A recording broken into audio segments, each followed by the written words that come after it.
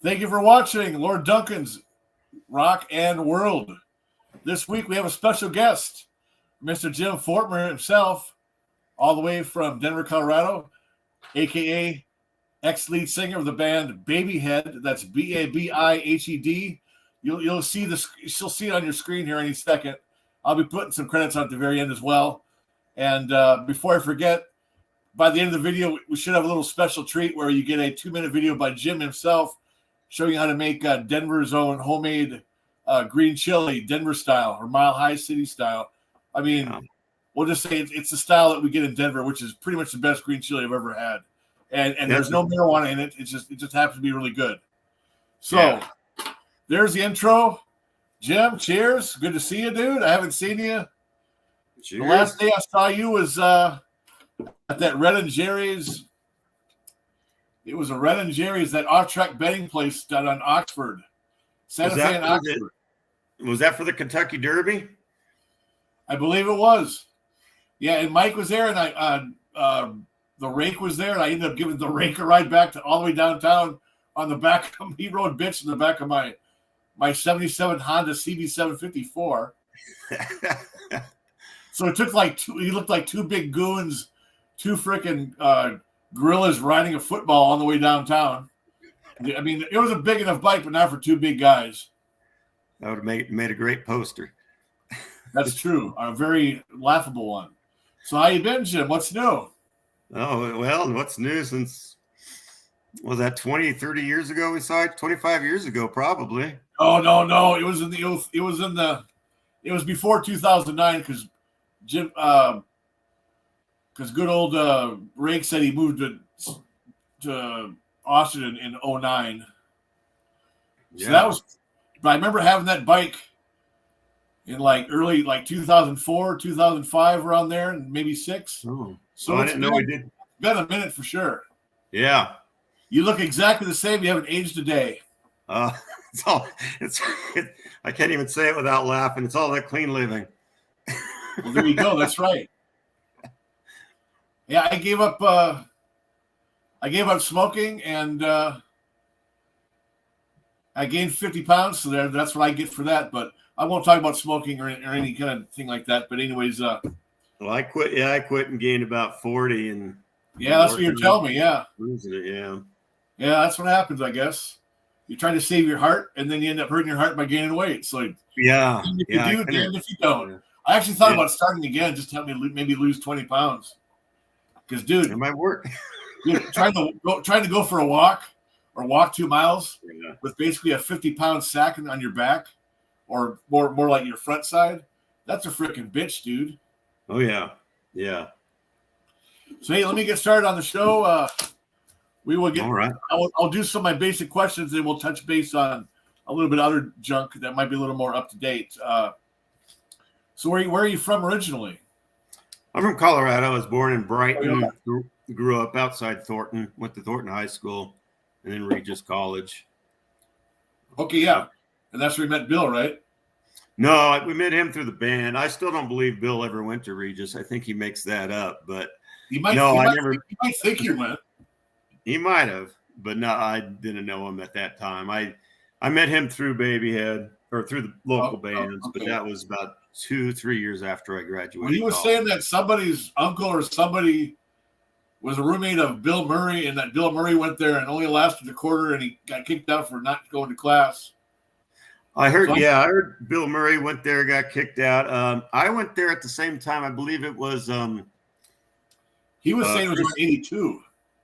Well, yeah. See, I went there 85 to 89. One of Chris Farley's brothers was there when I was there, but I never knew him. Huh. So, how about your heritage? German, Irish? What kind of name is Fortner? Yeah, it's German. My dad's grandfather came over from Germany before World War I. And then on my mom's side, my mom's mother, my grandmother, came over from Denmark before World War II. So the German Danish, which I seem to remember there was some sort of running joke in some sitcom about a German Danish, but I can't place it. German Danish, she's got sauerkraut on it. Maybe? I don't know. Right? Instead of sweet jelly, it's got sauerkraut. That's I think a German Danish. There you go. they take I the just sweet made up a Danish. joke. There you go. I think they take the sweet Danish, pound the shit out of it, bread it, and deep fry it like schnitzel, and that's the German Danish. Hey, it's probably pretty good. It's like I might try if it was being served by a set of with cleavage. It doesn't matter anyway. So, well, as far as Europe goes, I'm third generation from Norway. I knew my great grandma who actually came on the boat with like three sons and two daughters. And then the fourth son that was born in Minnesota. The older three sons all died in World War II, unfortunately.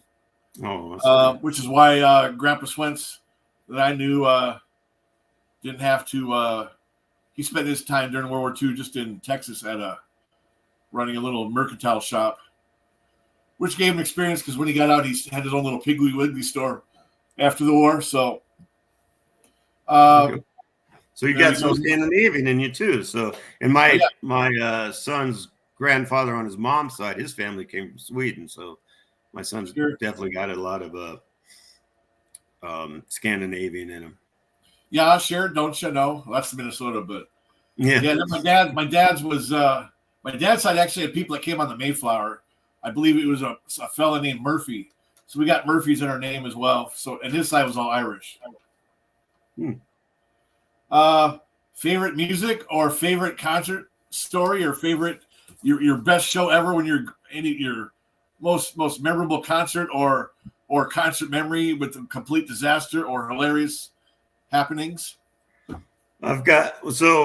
My very first concert, I'll tell you my first year of actually being able to go to concerts. My parents were a little strict. I didn't have a lot of exposure to music, but my next door neighbors were into rock and roll, and they turned me on to Kiss and AC/DC and Cheech and Chong and Judas Priest. And so my next door neighbor, there were two brothers. One of the brothers wanted to see Van Halen's 1984 tour. Oh, shit. And his dad was a wholesale florist, and they provided the roses that the people would remember back in the day. They'd sell roses at these concerts. Oh, yeah. You might get laid. Ooh. Yeah. So he got us these passes to sell roses, and we got there to Van Halen, and they wouldn't let us in with the passes. But there was a scalper, and I don't know how in high school I had the money to buy scalp tickets for Van Halen. But that was my very first concert at McNichols, and I wasn't a huge fan. I did like a few of the songs off the 1984 album, but love him or hate him, David Lee Roth can put on a fucking show, and of course Eddie. Dude, and so that was a great sick. Yeah, that was a great way to get introduced. And the second show I went to, the passes did work, and that was Judas Priest, Defenders of the Faith tour. So that was my second concert. And in fact, that's my favorite Priest album, which I mentioned on one of my earlier, my very first video. I talked about Priest, and I mentioned that's my favorite album. And it's funny you mentioned Van Halen 1984. I actually bought it in 1983 in the fall of '83, and that same grandma I was just talking about, Grandma Toodaloo, me and my cousin Eric went down after the viewing of the body, which we were both freaked out because my cousin had to poke in the curtain to see what's behind there, and then we both realized that she had one of her legs cut off, which we weren't supposed to know about. So that's how we found out, and so we were freaked out about that. And then they said, "You kids go downtown and go to this place called the Pop Shop and get yourself a pop, and then go back to the house." And it was a small town, you know. Yeah. Back then, kids would just do their own thing and they'd be in town, no adult supervision, under the age of whatever. Yeah. And I actually went and I bought my copy of Van Halen 1984 on cassette, like minutes after leaving the funeral. And I think that it'd probably been out for maybe a week or two. But it was the fall of '93 or fall of '83. Warner Brothers Records, produced by Ted Templeman. And my cousin-in-law went back to the house and listened to 1984 right after that same great grandma's her funeral. Talking about freaky circle right there. I just heard that Eddie Van Halen had once said that "Drop Dead Legs" from that album One of was my favorites. that was inspired by AC/DC. He was trying to do an AC/DC riff on that. Wow. Yeah, I could see that. Yeah. I've seen some footage. I saw. You know why Angus does that thing with his legs? He is still petrified to this day. He's got stage fright. He has to keep his moves like. I once saw him where he stopped and his legs were shaking. So he's either tweaking really hard or he's literally actually got stage fright where he's petrified shaking. Oh, yeah, that makes sense. Yeah. I watched. About, I was going to say just last night I was watching a documentary about Chuck Berry, and they were showing a clip of Angus doing the duck walk as he does. Oh yeah, he totally ripped it off, but he does it well. Oh, he does it great. There was a lot of great musicians rip it off, and I think it's not ripping off. It's I'm sure it's out of love and respect. And there's a few people out there that do the old, they do the Pete Townsend thing with the arm. Oh yeah, and I think he actually said he stole from somebody as well. So what the hell? Well, I think Chuck stole the duck walk from somebody too. I believe they wouldn't flat out admit it in the documentary, but they showed a guy doing it who was before his time. So, all right, best band from the 70s, 80s, and 90s. Best band, like top two, or your favorites, or you think they're just that you still like to listen to this day. Well, the very first musician I ever got into, and only because we didn't have a lot of music in the house. We only had one TV. My mom had an old radio on the fridge. She'd listen to gospel when she was cooking, but my brother got a car with an 8-track tape, and I'd always want to go riding with him because the two tapes he had that I insist he play one of them was either Neil Diamond or Waylon Jennings. Which? Oh, really? Which Neil Diamond? Do you remember? It was a best. It was so old. This was the early 70s. It was the best of, but only had 12. It was his best of his early days. And same with the Waylon Jennings was the best of too. Best of Waylon. So like Jennings. 10 to 12 songs at the most, probably 10. Most I think records like 12. 12 songs back then. 12. I think it was actually called Neil Diamond's 12 Greatest Hits. Okay, so you probably had 3 songs per channel.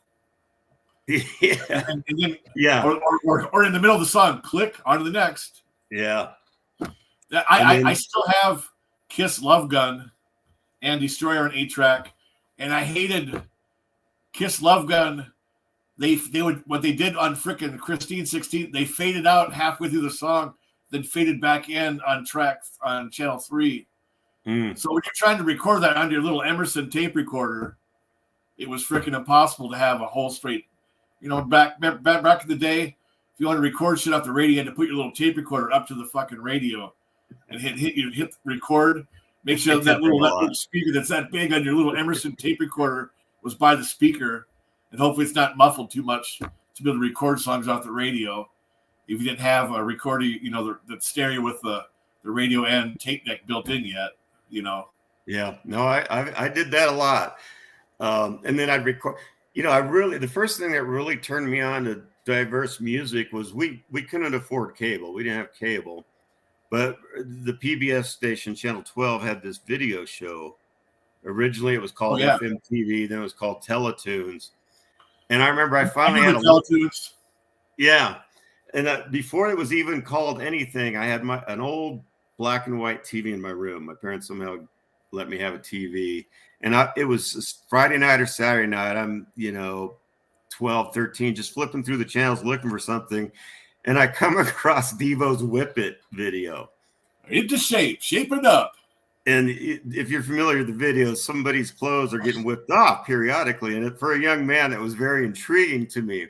So I started watching this show, and they started calling it FMTV. And instead of playing the shit you'd hear on MTV, which not all of it was bad either, but they would play the underground stuff that you wouldn't. Right. Yeah, the less obscure. Yeah, the more obscure stuff. Yeah, and that's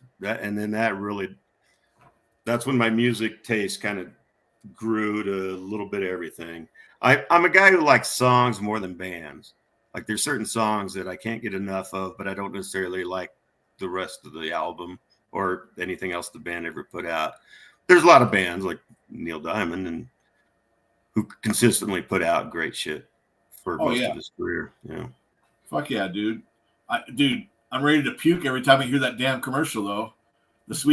Everybody in the bar singing "Sweet Caroline," and they got to do the old thing that they stole from the movie, or that all the folks in Boston started, I think, doing the bum bum bum, and then also "So Good, So Good." Yeah, dude, I want to puke. I have to change a channel when that shit comes on. I fucking hate it. That was never one of my favorites. That was probably my least favorite song of his. And we had to sing that when I was in choir in like 4th grade. And for some reason, we had this hippie choir teacher. We had to sing that. It just, as a 4th grader, just felt weird singing "Warm, Touching Warm." I'm like, that. Even at 4th grade, that just seems a little off. That I don't want to sing that to me in front of my parents. Hey, what? How about playing trombone and band in pep band, and we did the song "Relax" by Frankie Goes to Hollywood. Oh, good Lord. Because it didn't come with the lyrics. So our band director had no clue what the song was about. He didn't know, it was about, what it was about. Yeah. Relax, don't do it when you want to come. Yeah. That's funny. Yeah. And had he known, he probably wouldn't have picked that song. I wouldn't think so. I wouldn't think they'd pick it on if they knew what was going on behind it. I laughed every time I played it. How about anybody from the 90s you liked? My choice would probably be Alice in Chains. Oh, yeah. They were 80s, but they kind of feel they were done pretty much by 95, thanks to frickin' Lane Staley ODing. But yeah, it was a shame. Yeah, the 90s, I don't know. 80s, I was really big into Billy Idol and Prince. Oh, dude, Billy Idol, fuck yeah. And Stray Cats. And then 90s, I was just, I started with Babyhead. And once you start playing with a band, you don't really, I don't know. There wasn't really a lot I was digging coming out. There's a few things, Mr. Merengue. I remember that CD came out. I played the fuck out of that and saw him at the side stage at one of the Lollapaloozas. But they, last I heard, the lead singer's a real estate agent. I'm sure it's going to come to me when we're done. I'm like, oh, shit, the one band of the 90s I just dug. But well, you guys probably like the Dead Kennedys because you guys had that same little bit of that same surf sound. Oh, I never liked punk rock music. Well, but the surf sound, a couple surf tunes you did. I like the Cramp. I always were a little bit like Dead Kennedys, kind of, I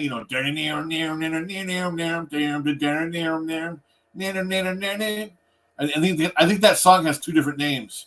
Oh, wait, let me take a look. I just happen to have on CD the first record right there, baby. Speed Crazy. What's the song list on there? I gotta get these out because I'm wearing my contact lenses here. Yeah, I'm going back and forth between my readers and not. Jesus, I gotta get my flashlight going. Oh, it's on. No, it's not that important. No one gives a shit. Let's see. Save My Soul, Whores. Teenage Alcoholic, baby. Yeah. Drain Pipe. Drain Pipe was the surf instrumental. Okay, and then you guys changed the name to like Maximum Retox or something on there, or Maximum Overdrive or whatever. They changed something.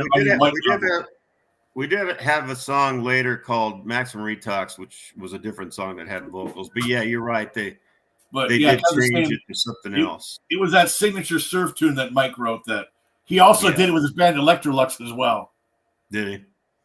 Well, Mike was always the talented one. And in fact, I told Mike just a few years ago that if Babyhead got someone like Luke Smaltz from King Rat to sing with Babyhead, they'd have got signed. I held him back. I was a shitty. No, dude, you were the coolest one, dude.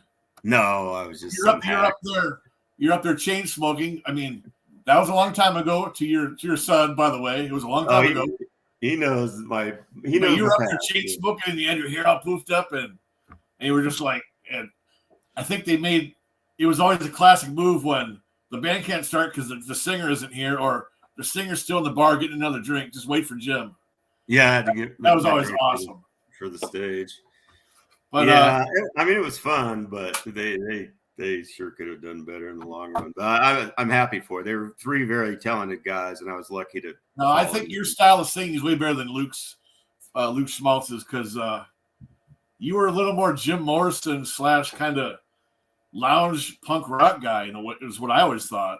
Well, I did have that. Yeah, I did have a lot of way cooler style, I think. So just but see, I was a poser. I'm sorry. Go ahead. I just said take the compliment and run with it. Okay, I'll run with it. But I was a poser. I was never really a punker. But I did enjoy playing live. Playing live was so fucking fun. You played in bands, right? Yeah, I was in Rain and did that like my very, very first band. I played keyboards in that thing. What was it called? A Christian rock band we called REIGN, the Christian rock band. There's actually a real Christian rock band that actually took the name after us, but did they pay you? No. We would do shit like we would do U2 covers and a few originals and a really sad attempt at playing Free Will by Rush. But the Resurrection Band out of Chicago. They're a Christian rock band as well. We would cover some of their songs that were your basic, just 12-bar blues, rock and roll shit. But it was fun. But yeah, played in Sons of Disobedience. The most recent was 09 to like 12. Playing drums and that was fun. And I got some good gigs. We opened for MDC, Jason Mraz from Agnostic Front, Dr. No, and Iron Cross. A band called SA out of Houston. They're still around. The Mexican punk rock band. They're pretty badass. A few others I can't think of right now. Oh, Sammy Town, the singer from the band Fang. They did that song, The Money Will Roll Right In, that Nirvana themselves covered. But then he went to jail back in the day for like 25 years for stabbing a guy. Nirvana, they did the song. It's called The Money Will Roll Right In. It's on one of their live shows, or maybe the acoustic one too. So we opened for them, after he was out of jail, of course. And playing drums was a pretty good deal. It was pretty fun. That's cool. Yeah, I enjoyed playing. We made 2 records. The first one was basically a fucked up, just band practice recording, but we did all the songs. All it was guitar and drums. Maybe it had bass. I forget. It might have had bass, but the tape was warped, so it has this little sound through it. But I put on a disc anyway for the hell of it. Just we had something to sell at shows. Sure. And we had an awesome video. Oh, let me show you this real quick.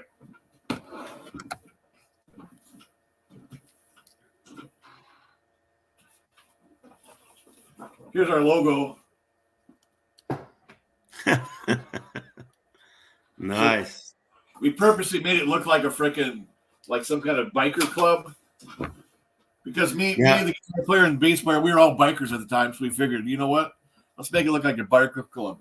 We made shirts with that on the back, and some of our fans got in trouble from Sons of Silence. Sons of Silence guys were coming through, and they'd see the guys on the street wearing that shirt. And they're like, "What's with this fucking shirt?" Some of our fans said they fucking threw their shirt away as soon as they got home. They don't want to get their asses kicked, apparently. So then I vowed, if any of our fans get killed, we will write a song about them as to dedicate their life. Nice. All right, let's move on. Enough from me. Favorite food, absolute favorite type of food, or junk food, or that or both. Favorite kind of food. What was the second part? Yeah, favorite kind of food or junk food. Oh, junk food. Well, favorite food is green chili. That's dude, it's fucking awesome. Yeah, that's when I first started cooking. I moved to San Diego for school, and I'm like, they don't have green chili out here. I better learn how to make it because I need. Yeah, a lot of Mexican style is they just fucking dice up to jalapenos and shit, and it's hot as fuck, or it's red colored, but it's not the nice green. The nice green, like chubby, basically Chubby's green chili. Yeah, that's the best. In my opinion, that's the best. And this right there at 38th and La Pan. They're the best one right there. Yeah. That recipe I did, that originated from a Chubby's copycat. In fact, the same person did 2 different versions of it. And I kind of combined the 2, took out the pork, no particular reason. Sometimes I just thought I just could never get it doesn't need the pork. Yeah, but mine's decent if you live in Minnesota, but it's no Oh, Chubby. I'm sure. Yeah, but Chubby's is still, you can't beat it. I can't. I don't know what they do, but as much as I try to recreate their green chili, I can't. But Hey, all you can do is try to get close. yeah, well, They yeah, probably, or just they go probably there. put a I'm little back bit in of. Colorado, so I can just go there now. That's true. Oh, you left for a little bit. Well, I went to law school in San Diego. Oh, okay, but not since I saw you. No, I was in law school 98 to 2001. Yeah, okay. Then I saw you shortly after that. Then all right.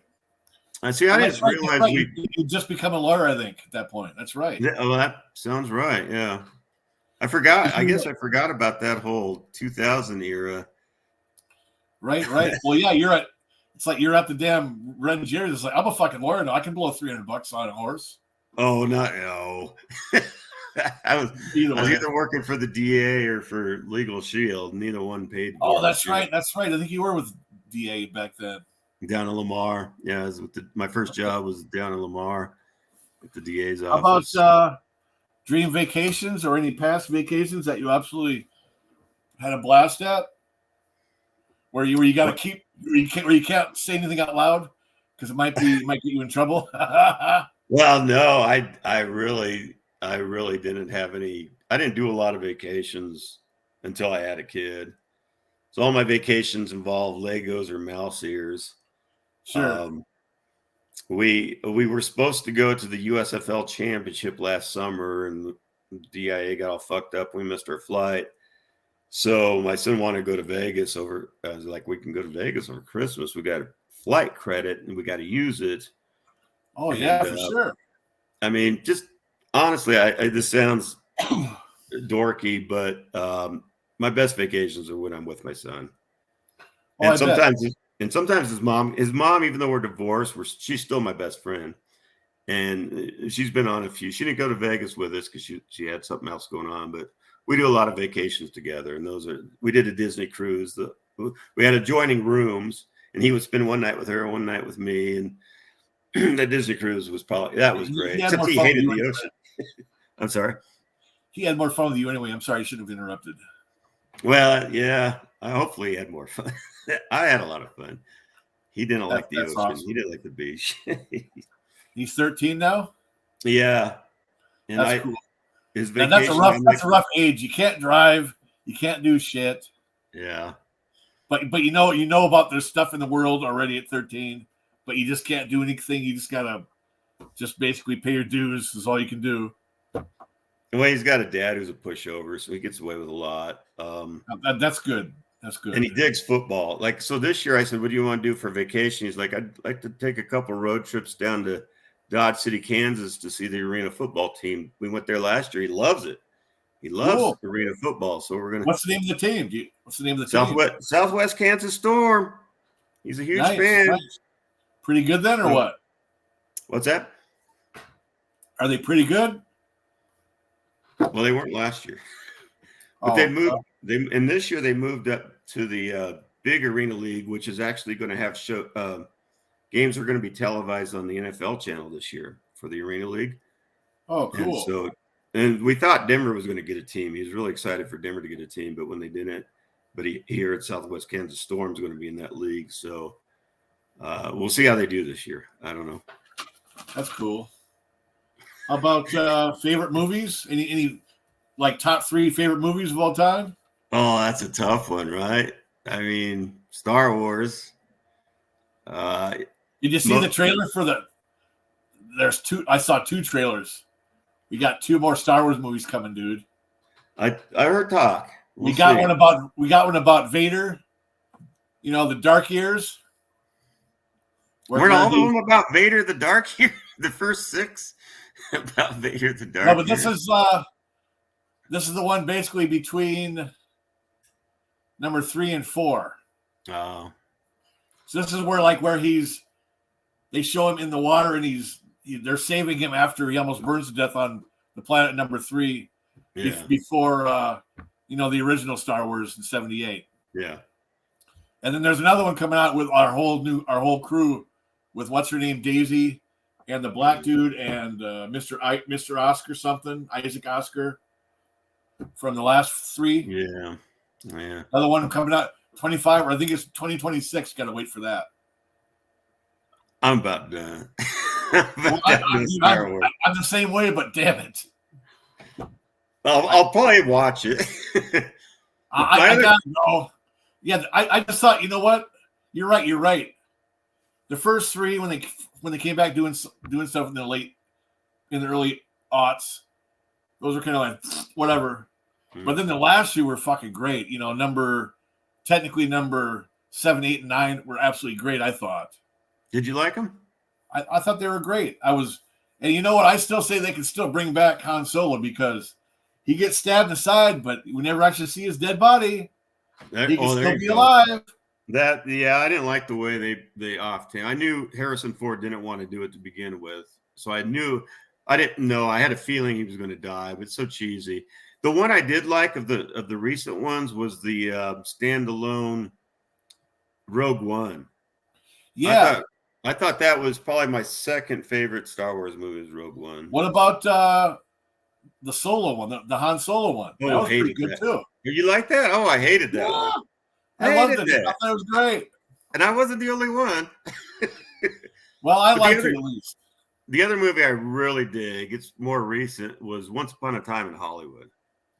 Oh, dude. It's his best fucking film. Yeah, it's fantastic. And that's saying a lot after frickin' Pulp Fiction. I mean, Reservoir Dogs is okay. A lot of frickin' dialogue, but that's typical for Tarantino. Pulp Fiction, and I love Jackie Brown. Yeah, all the different views. You know, let's do this scene again, but only from this person's view.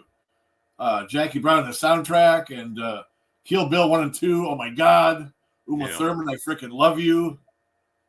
I don't care if you're tall and you got long feet and long toes. I don't care. And good old Michael Madsen.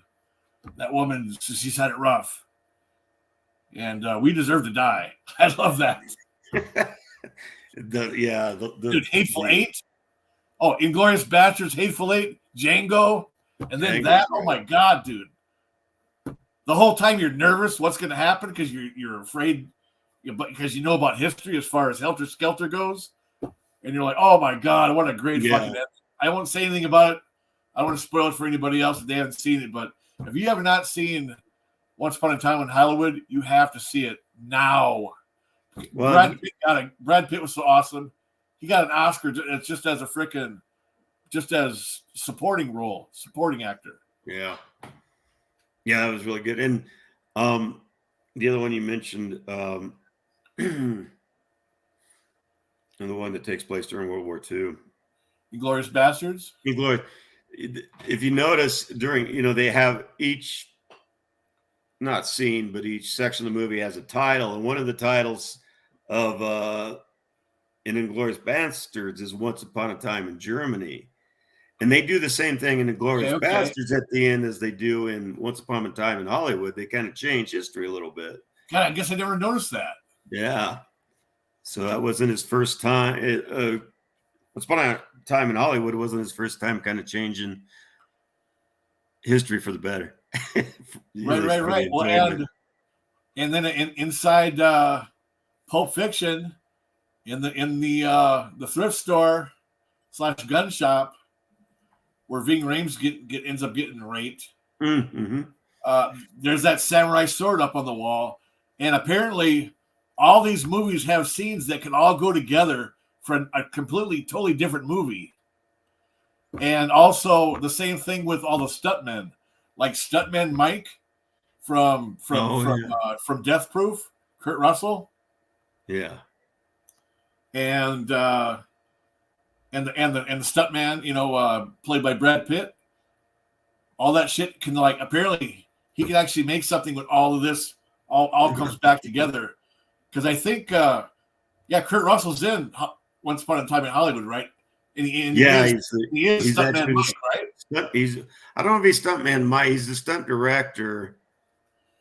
Maybe they won't say his name, but he is in stunts, I think. Yeah. But didn't Death Proof didn't Stuntman Mike die in Death Proof? No. They punch the shit out of him, and he drops to the ground. They punch him a bunch of times, and he just drops. Oh shit! Well, that's on tonight. I might have to watch it again. Yeah. Well, he has that crash where he gets that girl in the front. She doesn't have a seatbelt, and he just like runs into a wall, basically just to kill her, which was like kind of brutal. I remember that. Yeah, that was. He realizes she ain't gonna put out, so fuck it, let me just kill her. And then at the end, he fucks with those chicks. Well, they chase him down and scare the fuck out of him. And then when he finally gets out, they beat the crap out of him. And then he just falls. And then they all slap hands like this at the very end. That's the end of the movie. Oh wow! I forgot all that. Yeah, I don't think he dies in it. At least, I hope he doesn't. I love that soundtrack as well. It's got that old, probably the original version of Stagger Lee. Good old Stagger Lee. Let's see here. Oh, speaking of movies, Tarantino. Mine number one is True Romance, which was written by Tarantino, just not directed by him. I remember that. Yeah. Got like 15 stars in that thing, dude. Yeah, I saw that. That was a good movie. Yeah. Christopher Walken, Dennis Hopper, Gary Oldman, Samuel L. Jackson, Christian Slater, Patricia Arquette, Bronson Pinchot, Tom Sizemore, Chris Penn. Yeah. Oh, James Gandolfini even. All right. Golf or bowling or both? Both. I enjoy golfing now and then. How's your game? Huh? How is your game? Oh, it's shitty. I don't keep score. Oh, but it's I'm sure I wouldn't break 100 on a real course. There's this cool 4. It's a 9-hole 4 and 3 par, so you get some 4 pars. Cheap to play. It's in North Arvada. Me and my buddy go there now and then. Costs you more in balls because there's this. I forget what's it called? Something stream or something brook. I don't know. Bunch of water everywhere. Yeah, there's water everywhere, and I lose more golf balls than the green fees were because wow. But well, that's kind of rough. Yeah. My last round in Denver, I played with Jeff. He was a rhythm guitar player from Old Bull's Needle. I think they opened up for you guys a couple times. Oh yeah, I always loved their name. I always thought that's Old Bull's Needle. I'm gonna do an interview with him and also the lead guitarist Russ at some point. Well, tell him Jimmy L said hi. I was always jealous. Love their music. Jealous of the fucking name. Just jealous of their name. Oh yeah. I remember meeting some people, guys in the bathroom, and I'm like, and he's like, you see this band a lot? I go, oh dude, they're fucking great. He's like, yeah, I'm only here just because of their name. Because I'm a William S. Burroughs fan, Yeah. Who was basically Old Bull. Right? I think didn't Bukowski named him Old Bull, I think. I don't remember where it came from, but yeah. So he was Old Bull's Needle. Yeah, because he was a heroin user. To the day he died. Yeah. And his daddy was the guy who wrote all the Tarzan books. Is that right? I did not know that. Yeah, William S. Burroughs. Yeah, his daddy wrote all the Tarzans. So he had a bunch of money. Oh, well, that's cheating then. Doesn't count if you're a famous writer, but your daddy had all this money. That's cheating. Well, he wrote as well. He just happened to be a heroin addict, but he never had to worry about stealing anybody for his habit, at least. All right, got a couple more here for you that I had to rewrite after my first show with One Bar went sideways. Let's see. Early jobs. We're at 38 minutes. You doing okay on time? Yeah, we'll keep it down to an hour at the max. Worst job was I got paid $5 an hour to watch guys pee in a cup at a UA testing. Oh, wow. Yeah, that wasn't fun. One guy was sitting there, who can pee when somebody's watching you? No kidding. And this guy's just pushing as hard as he can. He shit his pants. I'm like, oh my God. It was, I needed some extra money. Law school was a year and a half away. I was married to my first wife. So was that working for the city then? No, I was working for the private clinic. Okay. I'm sorry. You were something with your wife? I was with my first wife right before law school when money was tight. I'd quit bar. I had this great bartending gig that I quit to manage this bar and grill by the airport, and hated that. So I quit that, started bartending down at the Skyline, which wasn't a bad gig, but the money it wasn't the same money. My first bartending gig was with the Regas Club, a guy-owned deadbeat club, 1082. Oh yeah, Rue Bar. So I bartended at Rue Bar in 1082, and I was making good money and like an idiot. I'm going to go manage a bar and grill by the airport, knowing I'm going to go to law school in a couple of years anyway. That was one of the many dumb things I did in my life. A lot of them. Yeah. Live and learn, man. You got to do it to learn. Yep. Yeah, I'm still here. So it worked out good. I guess my worst job was $4 an hour. And I was cleaning out this guy's hobby farm. He had like 3 or 4 horses. He'd wait like a month and a half to fucking get all the nasty shit and matted down hay that was half frozen in Minnesota, Well, he's frozen. I had to take a pitchfork and get all this shit out of there. And meanwhile, there's fucking rats burrowing in and out of it. They had little tunnels. So I'm like stabbing rats with the fork, with the with a pitchfork, and trying to get all the shit out of there. Just fucking. My first day, I'm like trying not to puke from the smell. I'm gagging the whole time. But hey, man, I got paid and I got to dink around and walk around the place for 20 minutes. I got my full hour that added on. 3 or 4 hour gig at a time. And I guess when you're like still riding a bicycle because you're only like 12 years old, I guess $16-20 is pretty cool, Oh yeah. Especially when the cigarettes only $1.25 at the bowling alley. Yeah. Extra 25 cents at the bowling alley, but we didn't care because we could buy them. We were 12 and we had money. There you go. So are you from Minnesota originally? Yeah, originally, yeah. I moved out to Colorado in '92 to finish college, my 4th college, which I did finish at Colorado Institute of Art, '92 to '94. Oh, for crying out loud! So I was going to all those shows at Cricket on the Hill. I lived 2 blocks from Cricket on the Hill, so I saw you guys play there a million times. Yeah, those are Denver Joe and everybody else. Denver Joe. Cricket, yeah. Cricket was fun to play. Rest in peace, Denver Joe. Denver, yeah. Drink up and be somebody.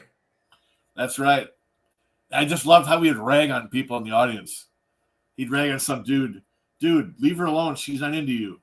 Go buy me, or he'd yell and say, go buy me a drink. Bring me a shot of whiskey. And a lot of people would because they were scared of him.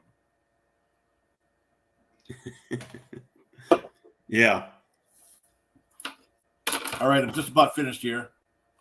No. How about your first car or your very first car, or did you ever get into motorcycles? Either one or both? Never got into motorcycles. I wanted one for a while. It just never went that far. My first car was a hand-me-down. It was like a 93 Dodge Corvette. First car I bought. Huh? Nice.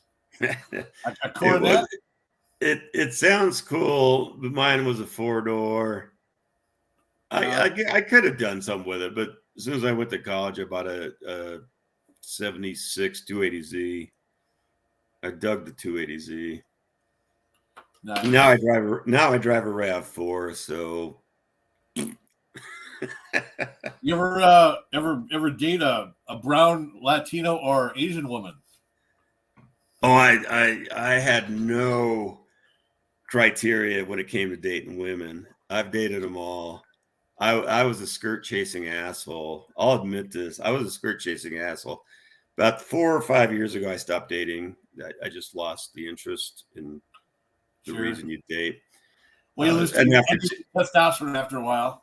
Yeah, well, and after 2 divorces, I realized maybe it's me. So I stopped dating about a while ago, which has been very freeing because now it's not all I think about because I was a skirt chasing jerk. And I remember the old days. You'd have a different girlfriend at every show.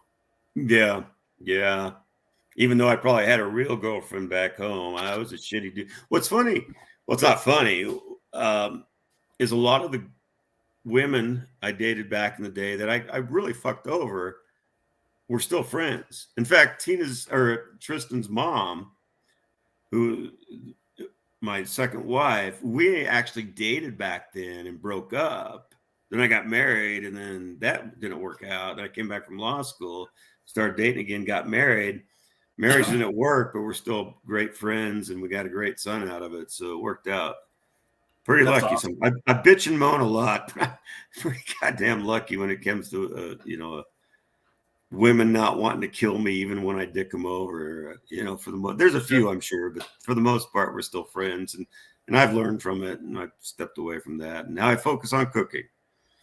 There you go, man. I really enjoyed the video too, folks. I'm gonna leave a link at the end of my video where you can. You're gonna have to write shit down or pause it. He only had 2 minutes to make it, so but it's a very thorough video on how to make the best chili in the world, best green chili in the world. So Colorado, yeah, that'll be at the end. Yeah, Colorado's green chili, that's the best. I'd made it for a contest, so it had to be under 2 minutes. I think I came in right at 2. Didn't win the contest. Didn't even come in 15th to win an apron, but if it helps people who are from Colorado who don't live here, if it helps you to discover great green chili where you live, make it yourself. Enjoy it. All right. 2 more. Favorite comedy and or comedians? Comedians top 3. Number 1 by far is Norm Macdonald, who I got to meet. I'll tell you how'd you meet him? Well, so when BABIHED was during its heyday, we had 2 local comedians who come see us, Mikey Long and Troy Bagsley, and they dug it, and we'd hang out with them, and we'd put them on the guest list. Like, anytime you want to come to the Comedy Works, we're playing, we'll put you on the list. And we did. I took advantage of that quite often. In fact, one time they even put me in the little side VIP table, which that was one of the coolest moments of my life, at least in the 90s. And then Norm Macdonald was coming to town. This is when he was on Saturday Night Live, and Mike Long was opening. I think it was Mike was opening up for him. And I said, Mike, I'm a huge Norm Macdonald fan. Can you get me in? He's like, I'll get you backstage. And backstage is the size of a walk-in closet at the Denver Comedy Works. Sure.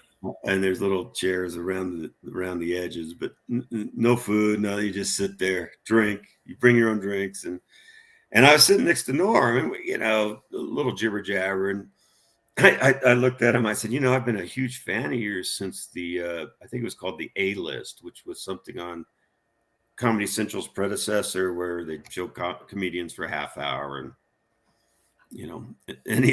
so I'm like, I've been a fan of yours since I saw you on the A-List, and that was the A-List came out in the early 90s. Since the A-List, he's like, what a fucking gyp the A-List was. They pay you $500 to replay it 1,000 goddamn times. Yeah, instead of like money keep coming each time they show it. Yeah. You just get paid once and they'll play it again and again. I always enjoyed that little blurb of Norm's. We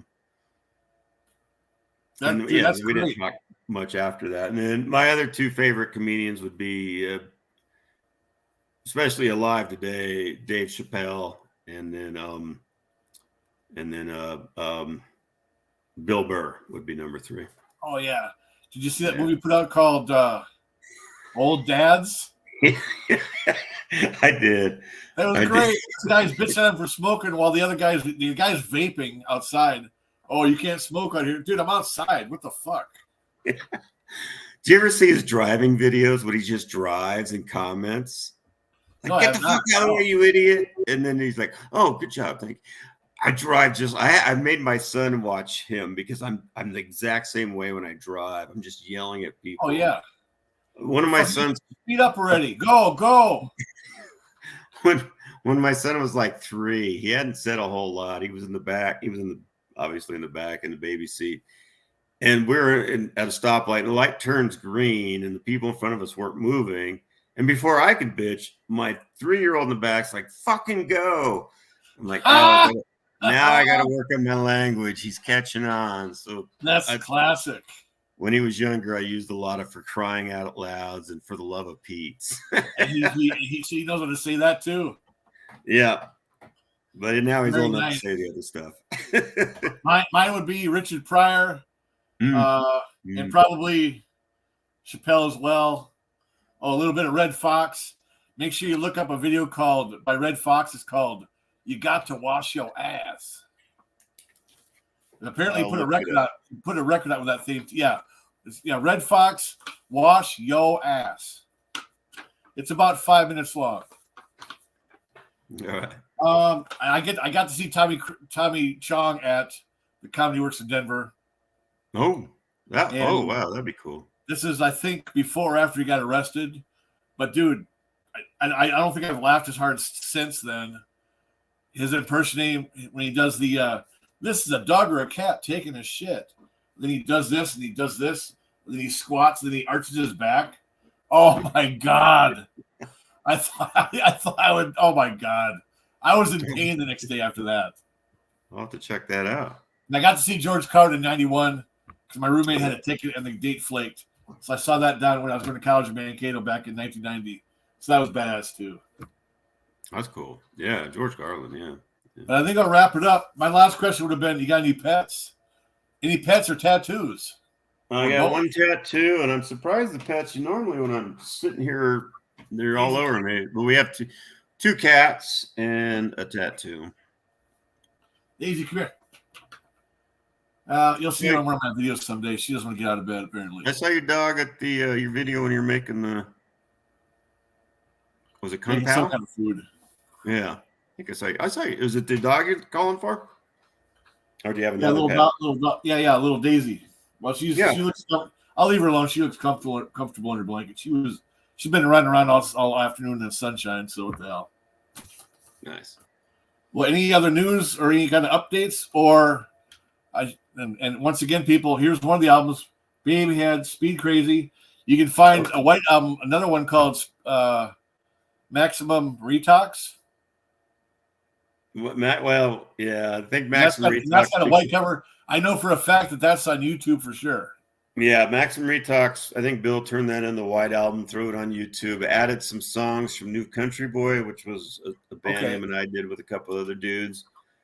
I always thought the audio recording of New Country Boy was better, at least vocally.